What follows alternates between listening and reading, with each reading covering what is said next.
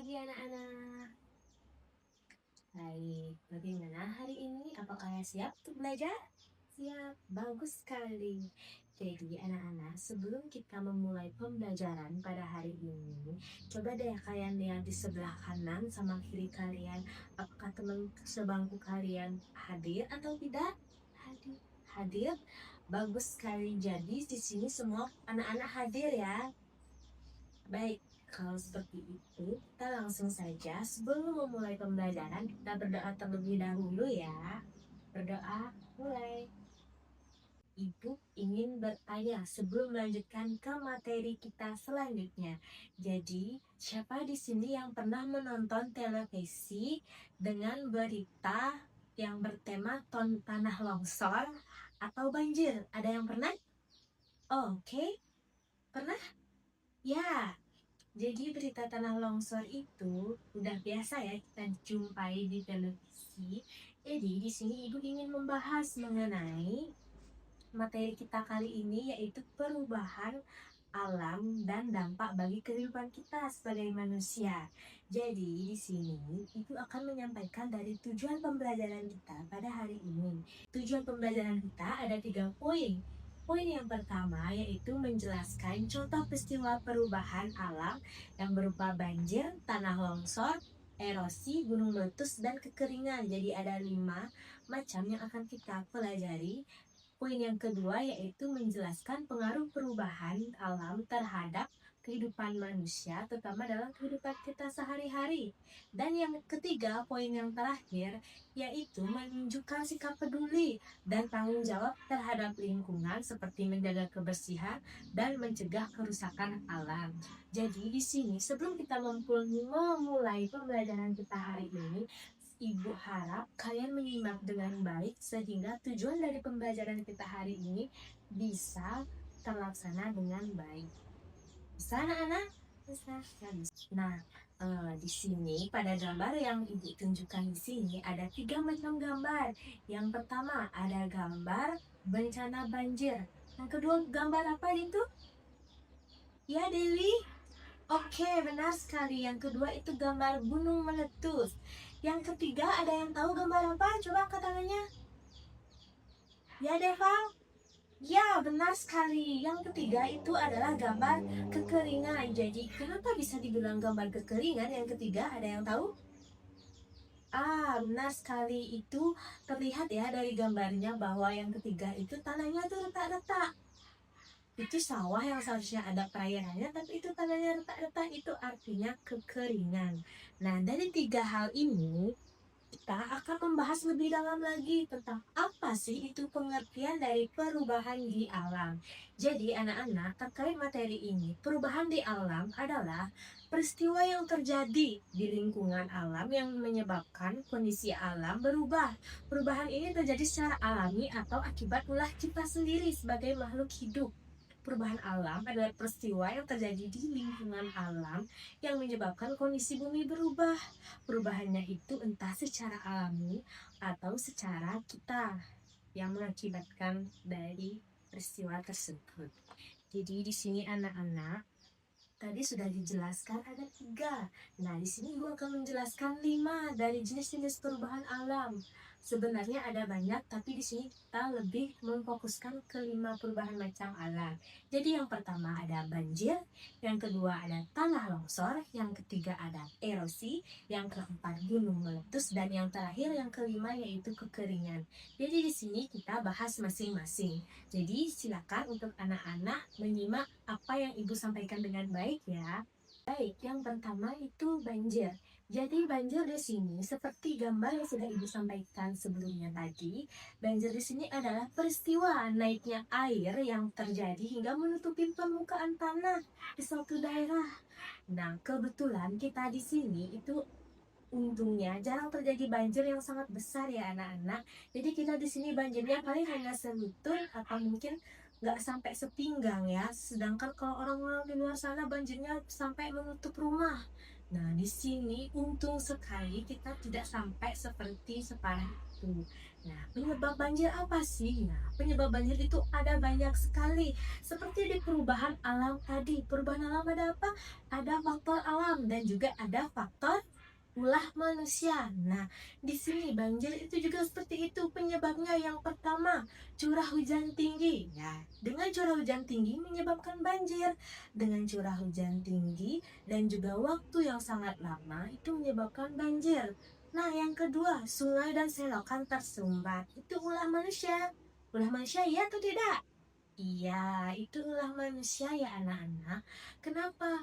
Karena sungai, selokan yang banjir itu karena ulah kita yang membuang sampah sembarangan. Kita buang sampah, kita langsung di sungai. Kita habis makan atau habis bersih-bersih, kita buang di sungai, itu yang menyumbat selokannya, terjadilah luapan saat hujan deras turun. Nah, yang ketiga itu penggundulan hutan. Jadi penyebab banjir juga karena penggundulan hutan yang secara terus-terusan. Yang terakhir, kepadatan pemukiman. Jadi penggunaan lahan yang padat membuat airnya sulit mengalir dan meresap. Jadi dampak dari banjir ini, rumah dan sekolah terendam air, aktivitas anak-anak sehari-hari jadi terganggu seperti aktivitas transportasi, pekerjaan orang tua kita terganggu, kita sendiri pun yang ke sekolah juga terganggu.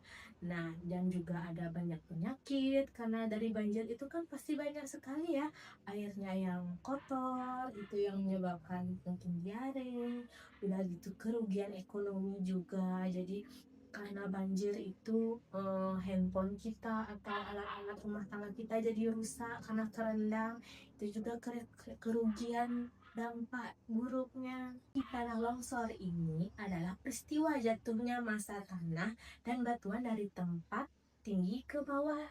Jadi kebanyakan ini peristiwa tanah longsor terjadi di dataran tinggi anak-anak. Nah, di sini dataran tinggi ada jalan, jadi longsor itu menutupi jalan, itu yang dinamakan tanah longsor. Jadi penyebab dari tanah longsor ini, satu, hujan deras yang terus menerus, jadi tanah itu menjadi gembur dan mudah untuk bergerak, jadi longsor gitu karena tidak ada penyokongnya, jadi longsor. Yang kedua itu lereng curam, tanah lebih mudah terdorong jadi turun. Jadi tadi kalau lerengnya tinggi, tanahnya menjadi lebih mudah terdorong. Yang ketiga itu penebangan pohon secara berlebihan. Jadi penebangan pohon itu sebenarnya pengaruhnya itu banyak ya. Dan di banjir juga karena penebangan pohon. Sekarang tanah longsor juga karena penebangan pohon. Tanah longsor itu jalan dan jembatannya jadi tertutup oleh tanah dan batu. Karena apa? Karena kan tanahnya itu jatuh ke jalan, jadinya kita aktivitasnya terhambat. Udah gitu bisa saja menimbulkan korban jiwa. Rumah-rumah yang dekat lereng juga bisa terkena jatuh atau tertimbun. Nah, jadi itu tuh semua menghambat kegiatannya ya. Nah, selanjutnya sekarang ada erosi. Ada yang tahu erosi itu apa? Ada yang tahu? Ya, ayo. Ya, betul sekali. Jadi erosi itu pengikisan tanah. Pengikisan tanah yang terkikis, lapisan tanah itu terkikis oleh air, angin, sama gelombang laut. Jadi di situ penyebabnya itu hujan deras yang menghanyutkan tanah lapisan atas. Jadi dia tuh semakin terkikis. Nah, penyebab yang kedua itu kurangnya tanaman penahan tanah seperti pohon atau rumput, itu kurangnya tanaman. Yang ketiga itu angin kencang yang mengikis tanah. Terus yang terakhir gelombang laut. Jadi gelombang laut yang besar itu dapat mengikis sehingga garis pantai itu berubah. Jadi di sini ada nggak anak-anak yang rumahnya dekat pantai? Ada? Ya, kalau ada rumahnya dekat pantai, itu tuh kalau kalian perhatiin semakin tahun itu tanah kita tuh rasanya kayak semakin dekat sama pantai, itu yang namanya terkikis oleh gelombang air laut. Jadi dampak dari erosi ini, yang pertama tanah menjadi tidak subur, yang kedua berkurangnya lahan pertanian, yang ketiga menyebabkan pendangkalan sungai yang memicu banjir karena terkikis dan piculah banjir, dan yang terakhir yaitu dampaknya mengubah bentuk permukaan bumi. Jadi seperti abrasi pantai itu dapat mengubah permukaan bumi. Nah, selanjutnya apa? Tadi kita baru membahas mengenai apa saja? Ya, tadi kita sudah membahas mengenai banjir, yang kedua tanah longsor, yang ketiga erosi. Nah, sekarang yang keempat kita membahas mengenai gunung meletus. Nah, kebetulan sekali gunung meletus ini pernah terjadi di Indonesia ya anak-anak. Nah, gunung meletus ini adalah keluarnya magma, lava atau abu vulkanik dan gas dari dalam bumi melalui kawah gunung berapi itu. Jadi, penyebab dari gunung berapi itu tekanan magma yang sangat besar di dalam perut bumi dan pergerakan lempeng bumi yang menyebabkan aktivitas vulkanik. Jadi dampak dari gunung meletus ini tuh ada positif, ada negatifnya ya anak-anak. Jadi dari segi positif, abu vulkanik itu dapat menyuburkan tanah. Jadi setelah abu vulkanik itu meletus ke bawah, lalu tanah-tanah yang di sekitar gunung Merapi itu menjadi subur anak-anak karena kena abu vulkanik. Nah, dampak positif lainnya itu membentuk sumber air panas dan tambang mineral. Jadi sangat bermanfaat untuk masyarakat sekitar. Sedangkan dampak negatifnya juga ada. Dampak negatifnya yaitu abu itu menutupi rumah dan jalan tanaman. Jadi itu sangat kotor ya anak-anak. Jadi rumah itu terdampak abu, udah gitu penerbangan tuh dapat dihentikan kan sangat beresiko. Lalu setelah itu masyarakat juga harus mengungsi karena takut akan gunung berapi itu ada letusan dadakan. Jadi mau gak mau kita sebagai masyarakat yang ada di wilayah gunung berapi itu kita harus mengungsi. Dan yang terakhir itu hewan ternak akan mati dan tanaman rusak karena terkena abunya. Jadi hewan-hewan itu terkena racun dan tanaman-tanamannya itu jadi mati karena itu panas ya nak. Ya, sampai sini sebelum ibu lanjut ke bencana yang selanjutnya, ada yang ingin bertanya atau sudah paham sampai sini? Sudah? Bagus, bagus sekali. Jadi ibu lanjutkan lagi satu, yaitu apa? Kekeringan. Benar sekali. Kekeringan. Jadi di sini yang terakhir kekeringan. Kekeringan adalah kondisi ketika di mana suatu daerah tidak mendapatkan hujan dalam waktu yang lama sehingga ketersediaan airnya itu berkurang drastis. Nah, di sini penyebab utamanya itu sangat banyak ya Nana. Tapi di sini musim kemarau panjang itu salah satu penyebabnya yang paling sangat signifikan. Yang kedua, pengundulan hutan. Yang ketiga, penggunaan air secara berlebihan tanpa kita mempertimbangkan cadangan air, jadi kita menggunakan seenaknya. Nah, yang keempat itu perubahan iklim secara global. Selanjutnya itu dampak dari kekeringan itu tersendiri. Kalian pasti juga akan merasakan bahwa airnya itu kan sulit, kita sulit untuk menemukan air. Terus yang kedua, ikan di sungai dan danau pasti mati karena kekeringan. Yang ketiga, tanaman di pertanian, persawahan nggak bisa tumbuh dengan baik karena tidak ada perairan untuk mengairi sawah itu nggak ada. Jadi hutan itu bakal lebih mudah terbakar karena saking keringnya ya. Nah, seperti itu. Jadi kesehatan masyarakat itu terganggu karena kekurangan air. Air itu sangat bermanfaat sekali untuk masyarakat ya. Jadi kita sebagai makhluk hidup kita harus memanfaatkan dengan baik. Nah anak-anak, tadi ibu sudah menjelaskan dari penyebab dan dampak dari perubahan alam yang 5 tadi ya. Ya ada banjir, apalagi ya tanah longsor, apalagi erosi ya, benar sekali, kekeringan dan juga gunung meletus. Dari kelima tadi sudah ibu jelaskan masing-masing dari penyebab dan juga dampaknya. Nah sekarang ibu ingin bertanya pada kalian. Jadi siapa yang kalian bisa angkat tangan atau langsung sampaikan ya. Jadi pertanyaan yang pertama yaitu, apa yang dimaksud dengan perubahan alam? Ada yang tahu? Ya? Ya coba. Betul sekali. Jadi perubahan alam itu ada peristiwa yang terjadi di lingkungan dalam menyebabkan kondisi lingkungan menjadi berubah. Faktornya itu bisa saja dari faktor alam atau dari akibat ulah manusia. Pintar sekali. Ya, yang kedua sekarang. Yang lainnya tolong ya disimak dengan baik setiap pertanyaan dan tanggapan dari teman kalian. Kita sama-sama belajar di sini ya. Ya, yang kedua.